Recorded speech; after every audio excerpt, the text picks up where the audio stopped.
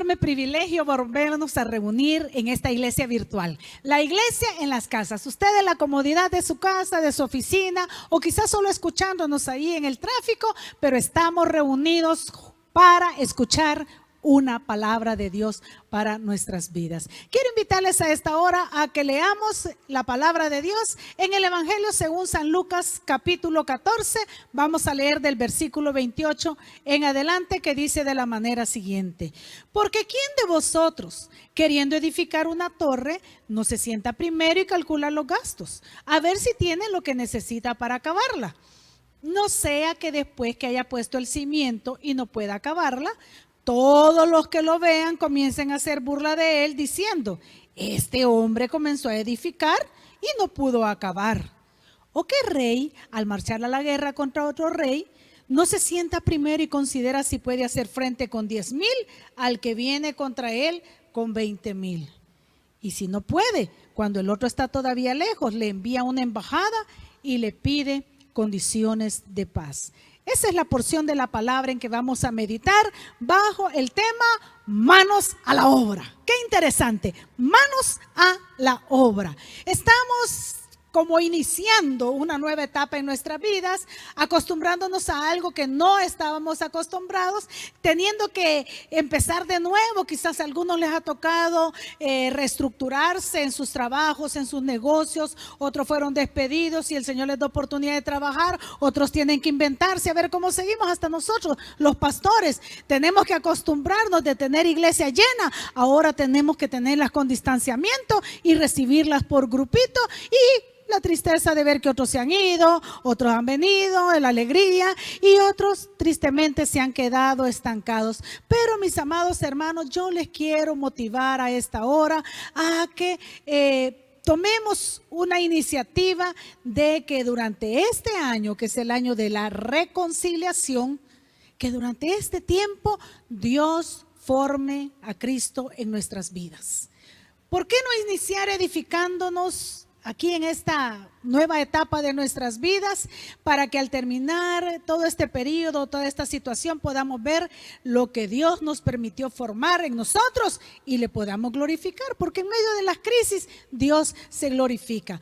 Así es que edifiquemos. Cuando hablamos de edificar, viene a la memoria como un edificio. De ahí viene la palabra edificar, como una construcción. Pero para poder edificar se necesita tener un terreno, se necesita tener planos, se necesita tener un arquitecto, se necesita alguien que supervise la obra, o el maestrón de obra que le llaman, constructores, materiales, etcétera. Los que están en este ámbito saben más que yo al respecto. Pero si analizamos nosotros espiritualmente para edificar, tenemos la mayoría de estas cosas, prácticamente lo tenemos todo. Por lo menos un arquitecto. El arquitecto espiritual nuestro es el Señor Jesucristo.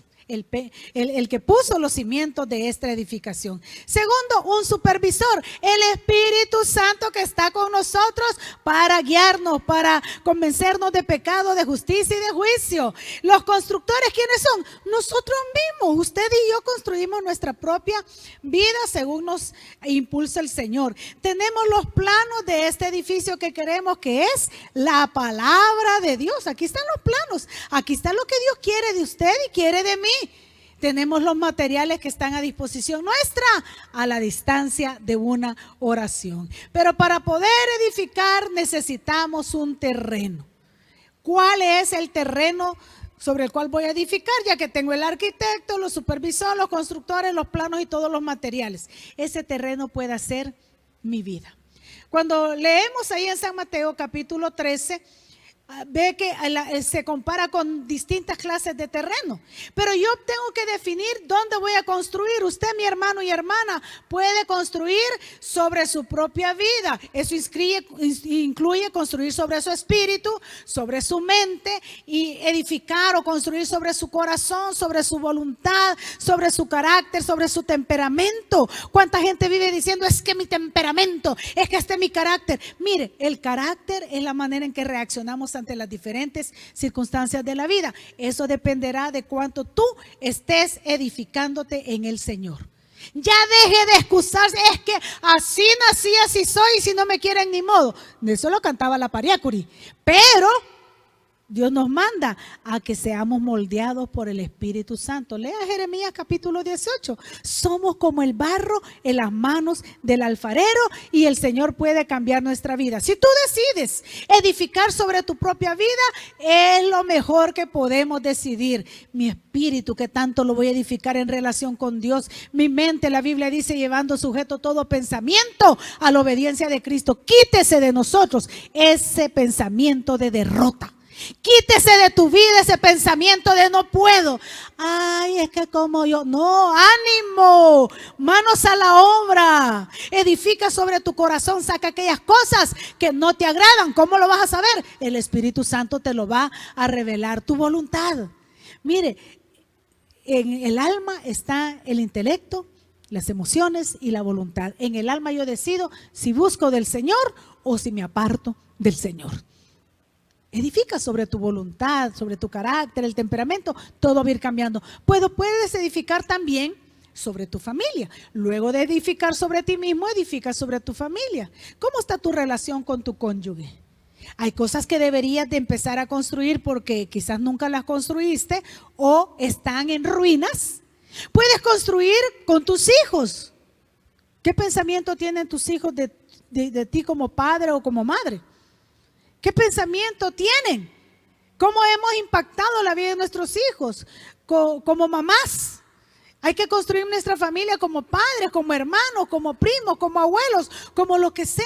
Tomemos la decisión y la mejor base que podemos tener es analizar nuestra familia. Y si alguien aún no conoce de Cristo, comencemos por ahí.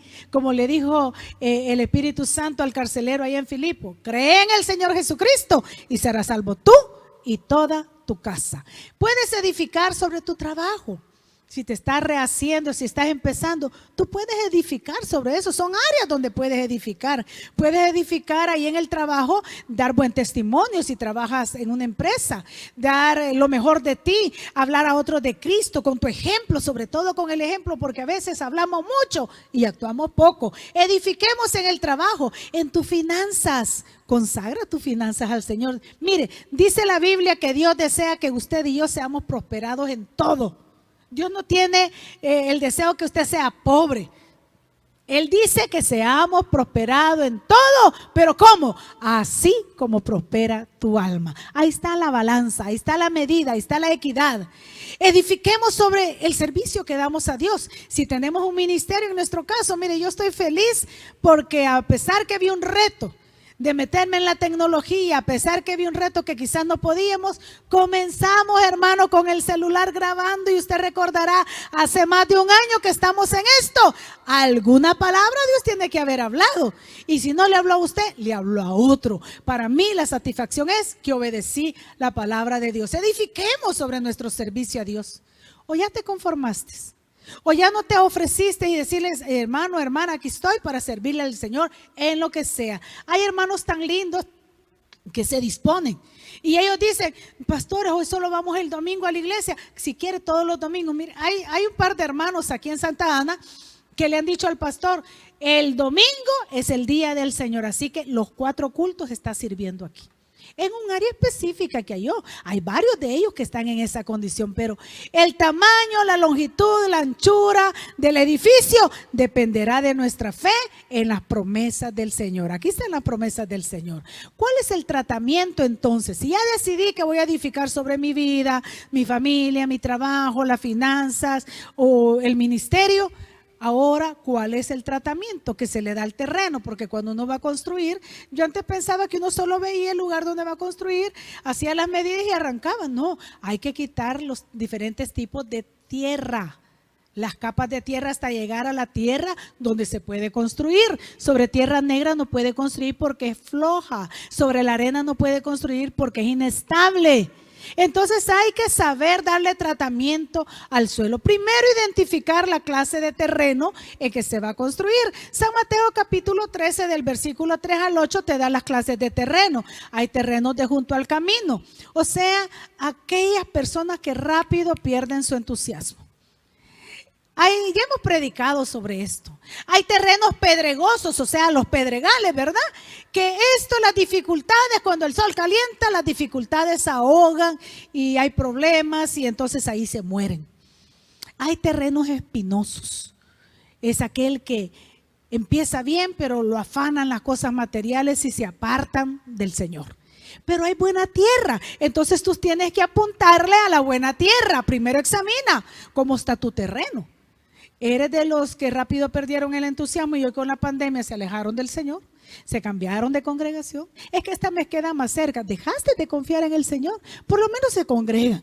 Pero otros que se quedaron, otros que ya no van, otros que dicen, no, es que quizá no existe Dios. Que el Señor reprenda todo pensamiento negativo del enemigo, y yo te insto a que te vuelvas a tu Señor. Aquellos que se ahogaron por las dificultades, por los problemas, son los que están en terrenos pedregosos. Aquellos que se afanaron en el trabajo, esos son los terrenos espinosos. Pero si tú tienes buena tierra, si descubres buena tierra en tu corazón, entonces por ahí comienza. Para saber qué clase de terreno tenemos, examinémonos cada uno de manera personal en nuestro caminar con el Señor. Jesús dijo, por sus frutos los conoceréis. Entonces, cuando yo ya examiné el terreno, hablando físicamente, para construir, hay malezas en los terrenos. ¿Sabe? Hay que chapear. O sea, quitar lo que nos sirve. Hay que derribar árboles a veces, porque a veces hay arbolitos que se nos crecieron, como de orgullo, como de vanagloria, como de raíces de amargura, que empezaron con raíces y tenemos una gran ceiba de amargura. Como esos recuerdos del pasado que nos impiden avanzar. Es que yo me acuerdo que cuando tenía 2 años me hicieron esto, y tienes más de 80 años y te vives acordando. ¿Por qué no derribar esos árboles, chapear ese terreno? A mí me encanta ver cuando el labrador comienza a quitar aquella maleza. Mire, yo admiro el trabajo de los agricultores. Mis respetos. Trabajan bajo el sol, sobre terrenos, no necesitan que los anden controlando. Ellos trabajan porque tienen algo en mira a donde quieren llegar, y es la cosecha. Cuando ya lo chapeaste, hay que quitar la maleza, hay que recogerla, no se puede dejar ahí porque si no, vuelve a nacer. Si tú ya descubriste algo en tu vida que te está afectando, quita esa maleza, ya la cortaste, ya la entregaste al Señor, pero ahora sácala de tu vida en el nombre de Jesús. ¿Cómo hacerlo? Límpialo y quémalo, porque lo que no sirve hay que quemarlo, hermano. Hay que quemarlo. Dice que el Señor mismo en las parábolas que habla dice que ahí va a ser juntada la cizaña y va a ser quemada, porque no sirve más para nada, dice. Ahí será el lloro y el crujir de dientes. Cuando ya se ha limpiado y quemado la maleza, todavía hay que tratar el terreno y hay que matar las plagas. Hay hormigas, hay hongos. Yo recuerdo cuando estábamos pastoreando nuestra segunda congregación, ahí carretera Los Naranjos, vimos el terreno amplio y le digo a mi esposo, papi, ¿por qué no hacemos algo aquí? De veras, me dijo, que está grande. No sabíamos nada, ni él ni yo, de agricultura, pero comenzamos a limpiar. Cuando ya quitamos toda la maleza, arrancamos la tierra, la ablandamos con azadones y sembramos maíz, porque nosotros eso habíamos visto. Claro, yo no sabía qué semilla. Yo agarré maíz del que yo usaba para echar mis tortillas, y de ese sembré, y los 2 cipotes ahí dunditos sembrando, pero estábamos haciendo algo. Mire, comenzó a crecer la plantita, pero cuando ya iba así, como de unos 10 a 15 centímetros, bien bonita toda, al día siguiente nos levantamos y estaba toda en el suelo. Hasta que llegó un hermano y nos dice, ¿y de cuál semilla sembraron? H3, H no sé qué. Yo, no, maíz, le dije yo. ¿Y de cuál? Me dijo, era color morado, No, le dije, del que uso para tortillas. Ay, hermana, me dijo, es que ese maíz viene curado, viene preparado, y es semilla preparada, es semilla mejorada.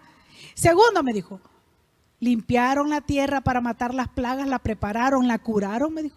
No, ya van a ver, dijo, y metió los dedos así, mira, y sacó unas orugas, hermano, así gordas. Sí, lo que habíamos hecho era alimentar a las orugas, no nos sirvió nada.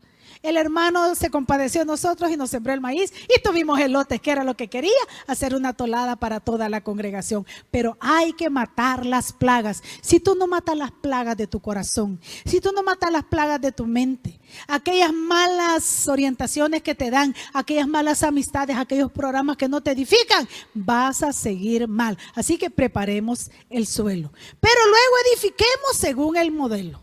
Para edificar según el modelo yo tengo que descubrir cuál es el plan de Dios para mi vida. Jeremías 29:11 dice, porque yo sé, dice Jehová, los planes que tengo para ustedes, planes de bien y no de mal, para darles el fin que os he preparado. El Salmo 138:8, David decía, Jehová cumplirá su propósito en mí. Y le clamaba y le decía, no desampares la obra de tus manos.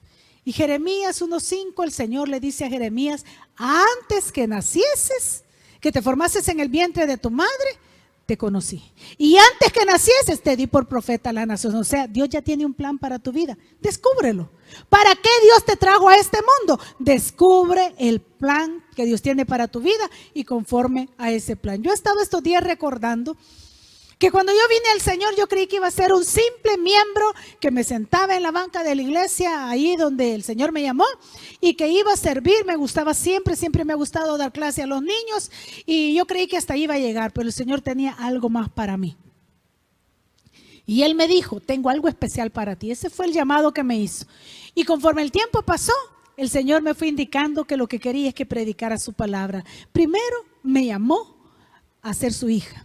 Segundo, Él me llamó a ser la esposa de su siervo.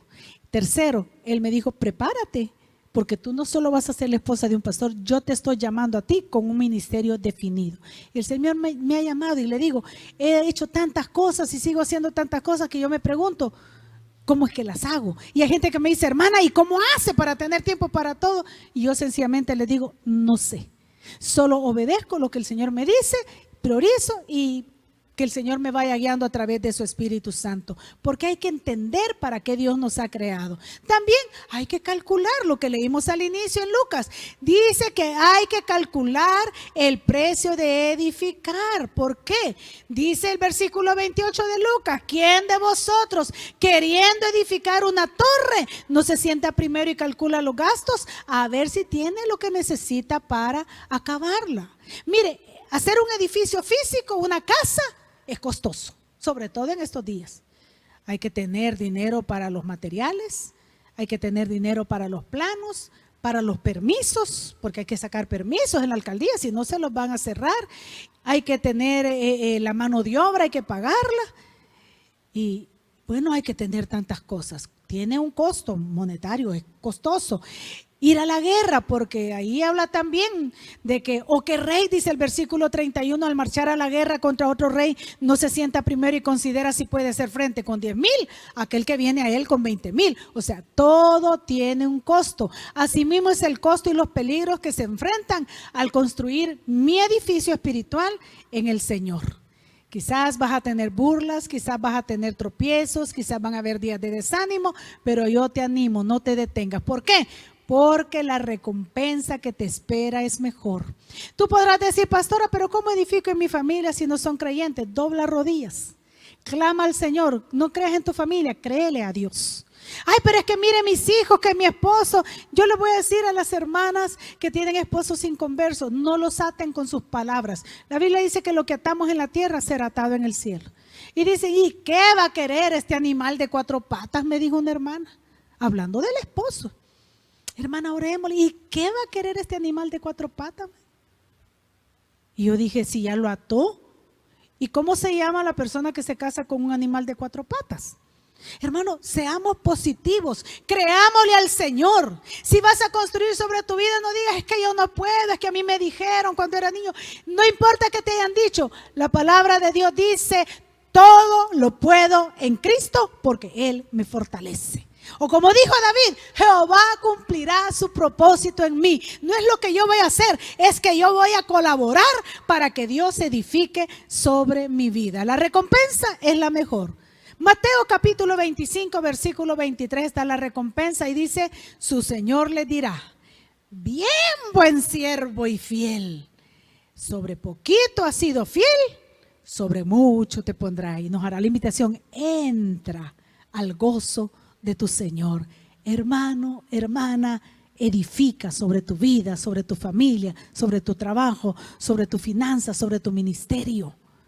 trabaja en esos terrenos porque la recompensa es grande. ¿Qué quiere Dios? Dispongamos nuestro corazón como un buen terreno para que ahí el Espíritu Santo de Dios pueda edificar sobre nuestras vidas y Cristo pueda ser formado en nosotros en esta nueva etapa, en este nuevo comienzo que estamos teniendo. Y yo te dejo la palabra del Señor en el Salmo 127, el versículo 1 dice que si Jehová no edificare la casa, en vano trabajan los que la edifican. Lo más importante es que tengas a Dios en tu vida. ¿No lo tienes?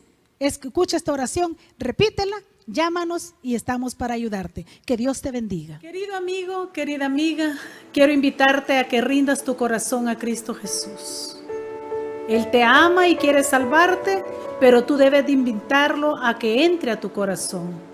Déjame dirigirte en una oración de arrepentimiento y fe para que puedas convertirte en un hijo o una hija de Dios. Repite conmigo. Padre Celestial, reconozco que soy pecador. Yo te acepto como mi único y suficiente Salvador de mi vida y de mi alma. Perdona todos mis pecados. Límpiame con tu preciosa sangre.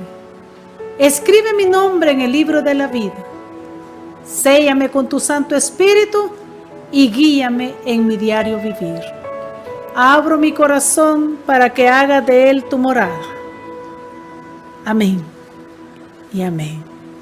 Si repetiste esta oración, ahora te invito a que te reportes con nosotros para darte un seguimiento y poderte ayudar en este caminar que has iniciado ahora, que es una nueva vida. Escríbenos al WhatsApp al 77 48 41 37 y podamos nosotros de esa manera ayudarte, o escríbenos a los medios de comunicación que aquí te estamos presentando.